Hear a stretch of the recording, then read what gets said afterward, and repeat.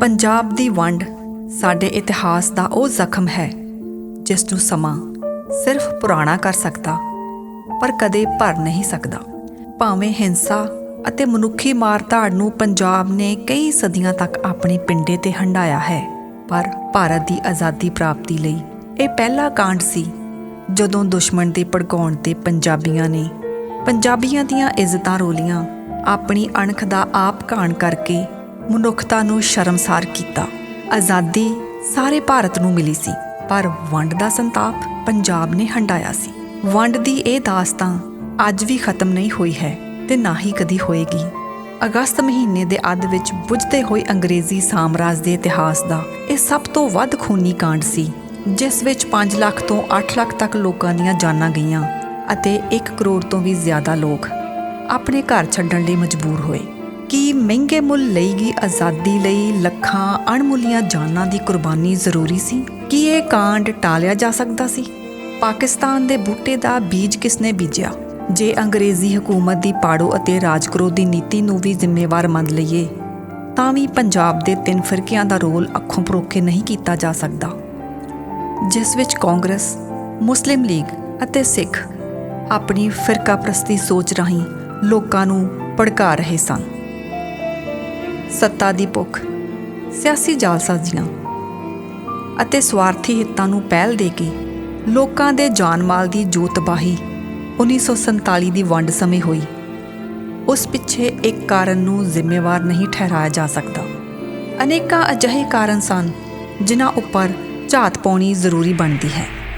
ਸ਼ੁਰੂ ਤੋਂ ਹੀ ਸੁਣਦੇ ਆ ਰਹੇ ਹਾਂ ਕਿ ਅੰਗਰੇਜ਼ ਜਾਂਦੇ ਜਾਂਦੇ ਕਾਹਲੀ ਵਿੱਚ ਦੇਸ਼ ਦੇ ਟੋਟੇ ਕਰ ਗਏ ਅਤੇ ਰੈਡਕਲਿਫ ਕੇਵਲ 2-3 ਹਫ਼ਤਿਆਂ ਲਈ ਭਾਰਤ ਪਹਿਲੀ ਵਾਰ ਆਇਆ ਅਤੇ ਵੰਡ ਦੀ ਲਕੀਰ ਪਾ ਕੇ ਚਲਾ ਗਿਆ। ਪਰ ਇਸ ਸੱਚਾਈ ਦੀਆਂ ਪਰਤਾਂ ਨੂੰ ਡੂੰਘਾਈ ਵਿੱਚ ਘੋਖਣ ਪਰਚੋਲਣ ਤੋਂ ਬਾਅਦ ਹੀ ਕਿਸੇ ਸਿੱਟੇ ਤੇ ਪਹੁੰਚਿਆ ਜਾ ਸਕਦਾ ਹੈ। ਅੰਗਰੇਜ਼ੀ ਹਕੂਮਤ 20 ਫਰਵਰੀ 1947 ਨੂੰ ਭਾਰਤੀ ਉਪ ਮਹਾਂਦੀਪ ਨੂੰ ਜੂਨ 1948 ਤੱਕ ਆਪਣਾ ਰਾਜ ਖਤਮ ਕਰਨ ਦਾ ਐਲਾਨ ਕਰ ਦਿੰਦੀ ਹੈ, ਪਰ ਮਾਰਚ ਦੇ ਸ਼ੁਰੂ ਵਿੱਚ ਹੀ ਦੇਸ਼ ਦੇ ਵੱਖ-ਵੱਖ ਭਾਗਾਂ ਵਿੱਚ ਦੰਗੇ ਸ਼ੁਰੂ ਹੋ ਜਾਂਦੇ ਹਨ ਅਤੇ ਬਦਲੇ ਦੀ ਭਾਵਨਾ ਵਿੱਚ ਤਿੰਨਾਂ ਫਿਰਕਿਆਂ ਵਿੱਚ ਹਿੰਸਕ ਮੁੱਠ-ਭੇੜਾਂ ਸ਼ੁਰੂ ਹੋ ਜਾਂਦੀਆਂ ਹਨ। 5 ਮਾਰਚ ਨੂੰ ਪੰਜਾਬ ਦਾ ਗਵਰਨਰ ਸਰ ਇਵੋਨ ਜੈਨਕਿੰਸ ਪੰਜਾਬ ਵਿੱਚ ਗਵਰਨਰ ਰਾਜ ਲਾਗੂ ਕਰ ਦਿੰਦਾ ਹੈ।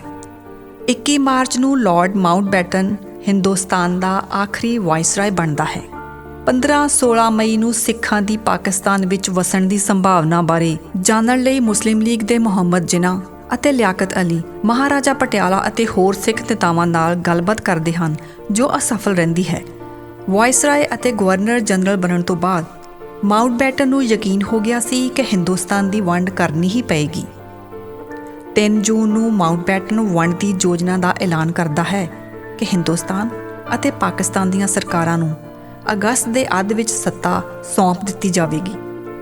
ਵੰਡ ਦੇ ਆਖਰੀ ਦੌਰ ਦੀ ਸਿਆਸਤ ਵਿੱਚ ਲਾਰਡ ਮਾਊਂਟਬੈਟਨ ਵੱਲੋਂ ਹਿੰਦੁਸਤਾਨ ਅਤੇ ਪਾਕਿਸਤਾਨ ਦੋਹਾਂ ਦਾ ਗਵਰਨਰ ਜਨਰਲ ਬਣਨ ਦੀ ਪੇਸ਼ਕਸ਼ ਨੂੰ ਜਿਨਾਹ ਵੱਲੋਂ ਠੁਕਰਾਏ ਜਾਣ ਤੋਂ ਵੱਡੀ ਸ਼ਾਇਦ ਹੋਰ ਮਹੱਤਵਪੂਰਨ ਘਟਨਾ ਨਹੀਂ ਹੋ ਸਕਦੀ।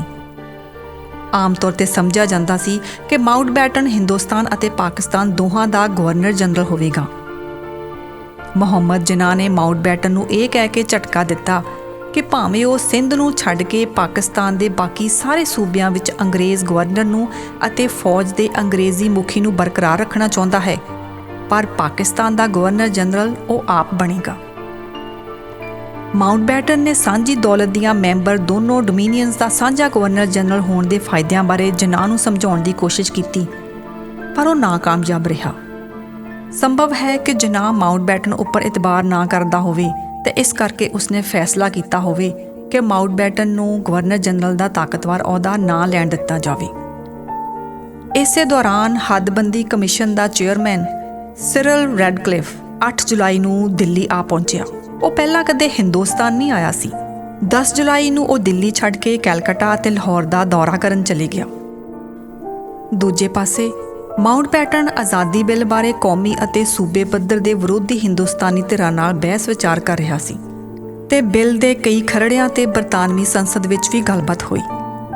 ਵਿੰਸਟਨ ਚਰਚਿਲ ਉਸ ਸਮੇਂ ਦੇ ਵਿਰੋਧੀ ਧਿਰ ਦੇ ਲੀਡਰ ਨੇ ਸੰਸਦ ਵਿੱਚ ਜ਼ੋਰ ਦੇ ਕੇ ਕਿਹਾ ਕਿ ਉਹ ਹਿੰਦੁਸਤਾਨੀ ਹੱਥਾਂ ਵਿੱਚ ਹਕੂਮਤ ਸੌਂਪਣ ਬਾਰੇ ਤਾਂ ਹੀ ਸਵੀਕਾਰ ਕਰੇਗਾ ਜੇ 2 ਆਜ਼ਾਦ ਮੁਲਕਾਂ ਦੇ ਥਾਂ 2 ਡੋਮੀਨੀਅਨਸ ਦੀ ਸਿਰਜਣਾ ਹੋਵੇ।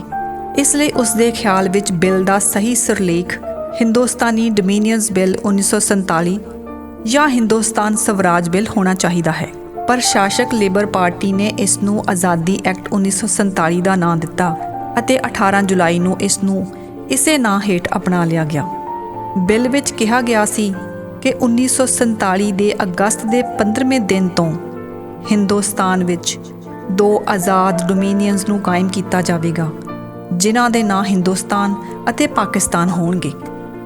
ਪੰਜਾਬ ਦੇ ਸਬੰਧ ਵਿੱਚ ਇੰਤਜ਼ਾਮ ਕੀਤੇ ਗਏ ਕਿ ਮਿੱਥੇ ਗਏ ਦਿਨ ਤੋਂ ਹਿੰਦੁਸਤਾਨ ਸਰਕਾਰ ਕਾਨੂੰਨ 1906 ਦੇ ਤਹਿਤ ਬਣਾਏ ਗਏ ਸੂਬੇ ਪੰਜਾਬ ਦੀ ਹੋਂਦ ਖਤਮ ਹੋ ਜਾਵੇਗੀ ਅਤੇ 2 ਨਵੇਂ ਸੂਬੇ ਬਣਾਏ ਜਾਣਗੇ, ਜਿਨ੍ਹਾਂ ਦੇ ਨਾਂ ਪੱਛਮੀ ਪੰਜਾਬ ਅਤੇ ਪੂਰਬੀ ਪੰਜਾਬ ਹੋਣਗੇ।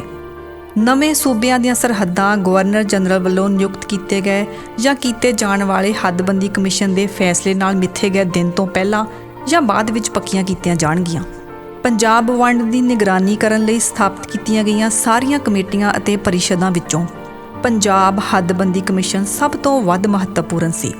ਇਸ ਦਾ ਐਲਾਨ ਹੁੰਦਿਆਂ ਹੀ ਸਾਰੀਆਂ ਧਿਰਾਂ ਆਪਣੇ ਦਾਅਵਿਆਂ ਦੀ ਹਮਾਇਤ ਵਿੱਚ ਦਲੀਲਾਂ ਅਤੇ ਸਬੂਤ ਤਿਆਰ ਕਰਨ ਲਈ ਸਿਰ ਜੋੜ ਕੇ ਬੈਠ ਗਈਆਂ।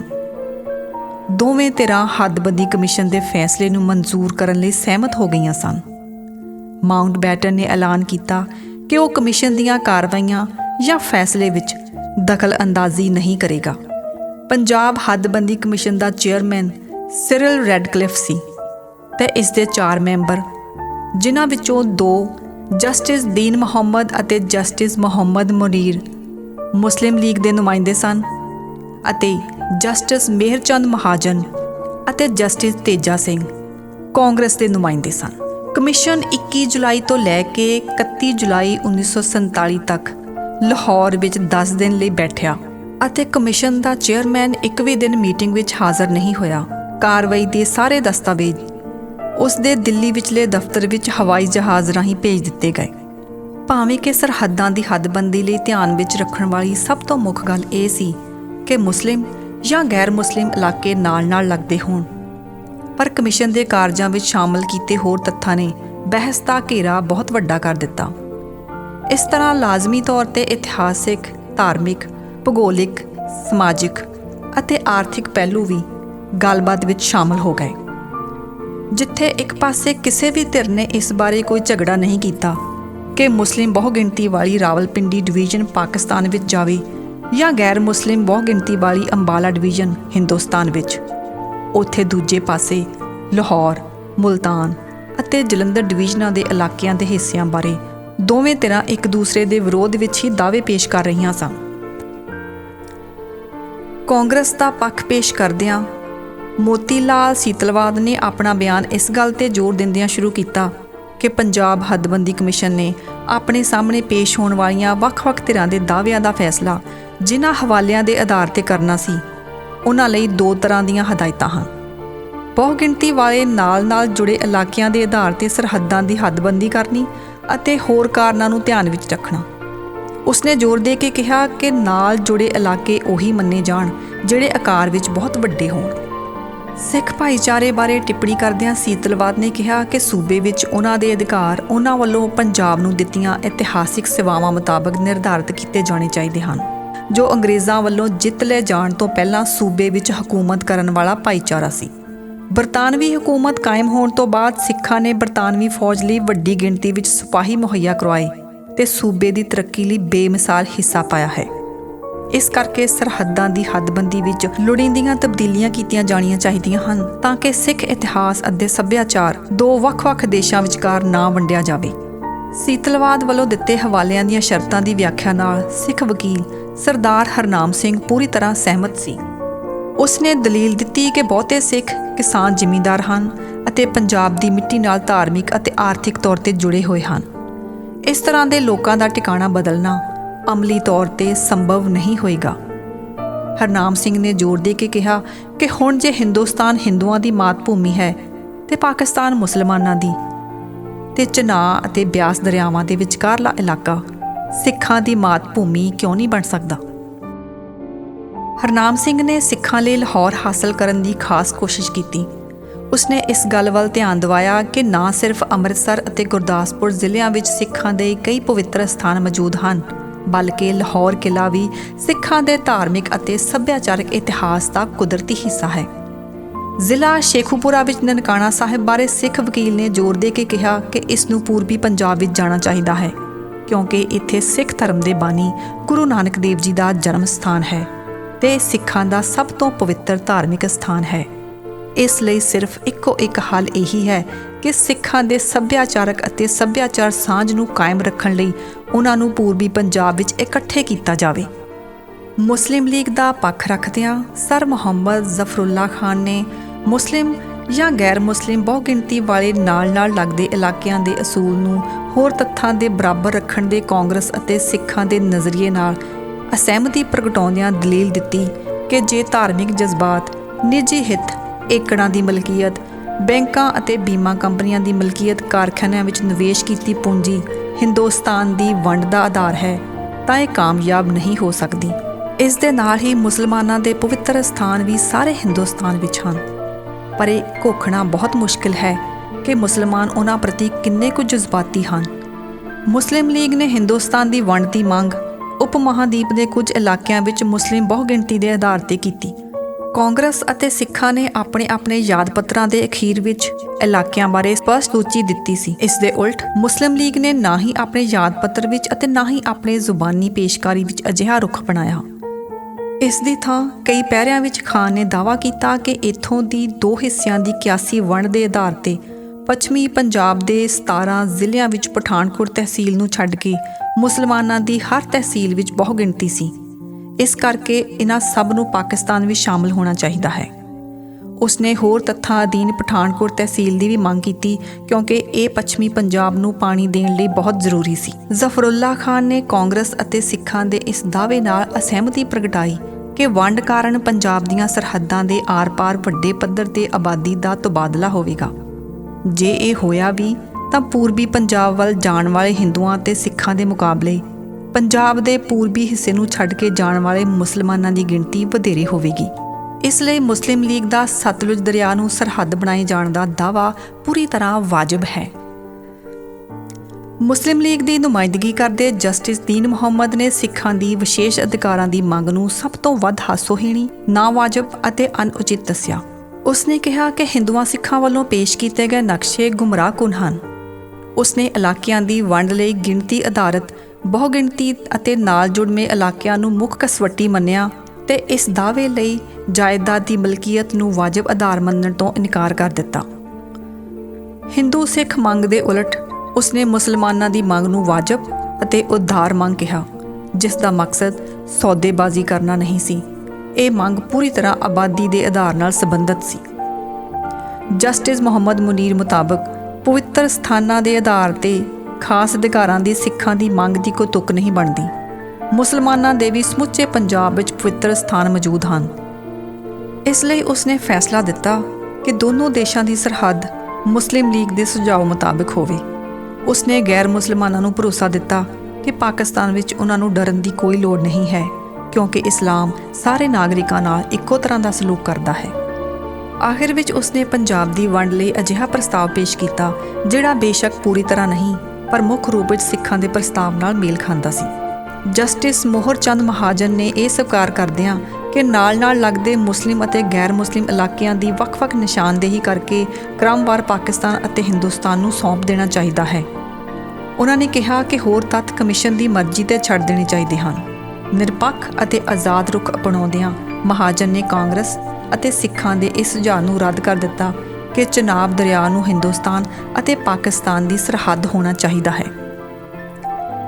ਜਿੱਥੋਂ ਤੱਕ ਲਾਹੌਰ ਦਾ ਸਵਾਲ ਹੈ, ਮਹਾਜਨ ਨੇ ਸਾਰੇ ਧਾਰਮਿਕ ਭਾਈਚਾਰਿਆਂ ਦੇ ਸਾਂਝੇ ਦਾਅਵਿਆਂ ਨੂੰ ਮੰਨਿਆ ਅਤੇ ਇੱਕ ਅਜਿਹੇ ਇੰਤਜ਼ਾਮ ਨੂੰ ਤਰਜੀਹ ਦਿੱਤੀ ਜਿਸ ਦੇ ਅਧੀਨ ਇਸ ਨੂੰ ਹਿੰਦੁਸਤਾਨ ਅਤੇ ਪਾਕਿਸਤਾਨ ਦੀ ਨਿਗਰਾਨੀ ਹੇਠਲਾ ਆਜ਼ਾਦ ਸ਼ਹਿਰ ਬਣਾਇਆ ਜਾ ਸਕਦਾ ਹੋਵੇ।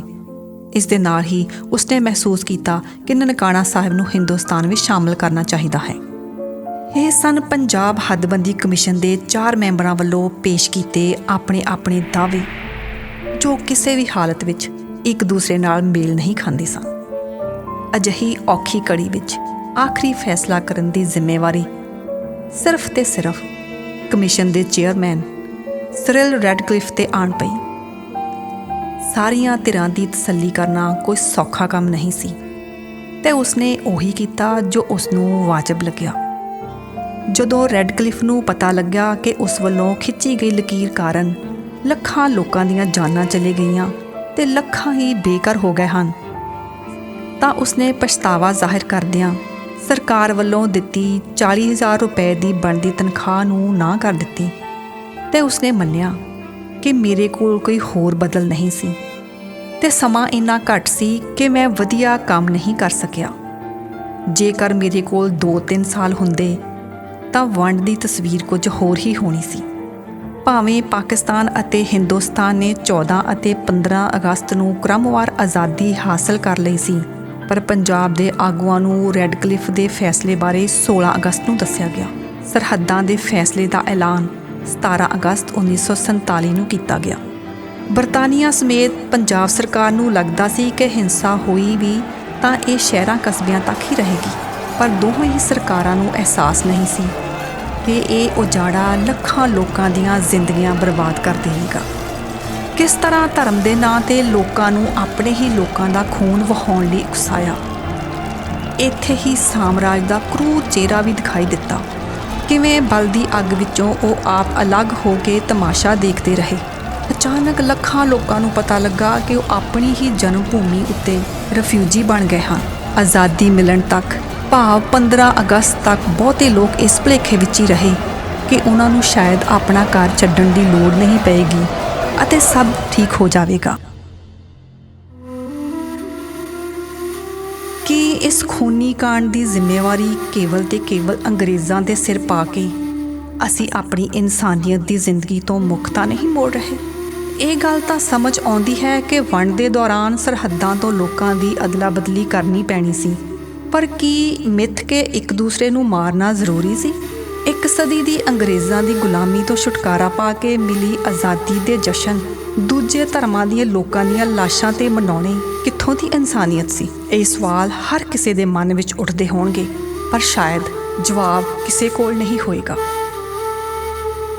75 ਸਾਲ ਪਹਿਲਾਂ ਮਿਲੀ ਆਜ਼ਾਦੀ ਦੇ ਜਸ਼ਨ ਤਾਂ ਅਸੀਂ ਅੱਜ ਮਨਾ ਰਹੇ ਹਾਂ, ਪਰ ਸਭ ਦੇ ਮਨਾਂ ਵਿੱਚ ਢੇਰਾਂ ਸਾਰੇ ਸਵਾਲ ਕਰਵਟਾਂ ਲੈਂਦੇ ਹੋਣਗੇ। ਜੇਕਰ ਦੇਸ਼ ਦੇ ਟੋਟੇ ਹੋਣ ਦਾ ਇੱਕ ਕਾਰਨ ਅੰਗਰੇਜ਼ਾਂ ਦੀ ਪਾੜੋ ਅਤੇ ਰਾਜ ਕਰੋ ਦੀ ਨੀਤੀ ਵੀ ਸੀ, ਤਾਂ ਕੀ ਹਿੰਦੁਸਤਾਨ ਅਤੇ ਪਾਕਿਸਤਾਨ ਵਿੱਚ ਆਜ਼ਾਦੀ ਤੋਂ ਬਾਅਦ ਧਾਰਮਿਕ ਦੰਗੇ ਬੰਦ ਹੋ ਚੁੱਕੇ ਹਨ? ਕੀ ਆਜ਼ਾਦੀ ਤੋਂ ਬਾਅਦ ਦੋਹਾਂ ਮੁਲਕਾਂ ਵਿੱਚੋਂ ਭ੍ਰਿਸ਼ਟ ਅਤੇ ਫਿਰਕੂ ਵੰਡੀਆਂ ਪਾਉਣ ਵਾਲੇ ਸਿਆਸਤਦਾਨਾਂ ਤੋਂ ਮੁਕਤੀ ਮਿਲ ਚੁੱਕੀ ਹੈ? ਕੀ ਦੋਹਾਂ ਮੁਲਕਾਂ ਵਿੱਚ ਸਿਆਸਤਦਾਨਾਂ ਵੱਲੋਂ ਨਫ਼ਰਤਾਂ ਵੰਡਣੀਆਂ ਬੰਦ ਹੋ ਚੁੱਕੀਆਂ ਹਨ? ਕੀ ਸਿਆਸੀ ਵਧੀਕੀਆਂ ਵਿਰੁੱਧ ਆਵਾਜ਼ ਚੁੱਕਣ ਵਾਲੇ ਮੀਡੀਆ ਨੂੰ ਦੋਹਾਂ ਮੁਲਕਾਂ ਵਿੱਚ ਸੱਚ ਦੀ ਆਵਾਜ਼ ਕੱਢਣ ਕਰਕੇ ਗੋਲੀਆਂ ਨਾਲ ਭੁੰਨਣਾ ਬੰਦ ਹੋ ਗਿਆ ਹੈ? ਕੀ ਦੋਹਾਂ ਮੁਲਕਾਂ ਦੇ ਗਰੀਬ ਲੋਕਾਂ ਨੂੰ ਆਪਣੇ ਹੱਕ ਮਿਲਣ ਲੱਗ ਪਏ ਹਨ? ਕੀ ਧਾਰਮਿਕ ਪਖੰਡਾਂ ਵਿੱਚੋਂ ਦੋਵੇਂ ਮੁਲਕਾਂ ਦੇ ਲੋਕ ਆਜ਼ਾਦ ਹੋ ਚੁੱਕੇ ਹਨ? ਕੀ 75 ਸਾਲਾਂ ਦੀ ਆਜ਼ਾਦੀ ਬਾਅਦ ਹਾਲੇ ਵੀ ਸੱਚ ਨੂੰ ਫਾਂਸੀ ਤਾਂ ਨਹੀਂ ਮਿਲ ਰਹੀ? ਆਸ ਕਰਦੇ ਹਾਂ ਸਾਡੀਆਂ ਆਉਣ ਵਾਲੀਆਂ ਨਸਲਾਂ ਇਤਿਹਾਸ ਦੇ ਇਸ ਖੂਨੀ ਕਾਂਡ ਤੋਂ ਸਬਕ ਸਿੱਖ ਕੇ ਸਿਆਸੀ ਲੀਡਰਾਂ ਦੇ ਹੱਥਾਂ ਵਿੱਚ ਨਾ ਖੇਡਣ ਅਤੇ ਆਪਣੀ ਗਲਤੀ ਦਾ ਦੋਸ਼ ਦੂਸਰਿਆਂ 'ਤੇ ਲਗਾਉਣ ਦੀ ਬਜਾਏ ਖੁਦ ਦੀ ਉਸਾਰੂ ਸੋਚ ਵਰਤ ਕੇ ਆਪਣੇ ਭਵਿੱਖ ਆਪ ਸਵਾਰਨ। ਕਨੈਕਟ FM ਵੱਲੋਂ ਆਪ ਸਭ ਨੂੰ ਆਜ਼ਾਦੀ ਦਿਹਾੜੇ ਦੀਆਂ ਲੱਖ ਮੁਬਾਰਕਾਂ।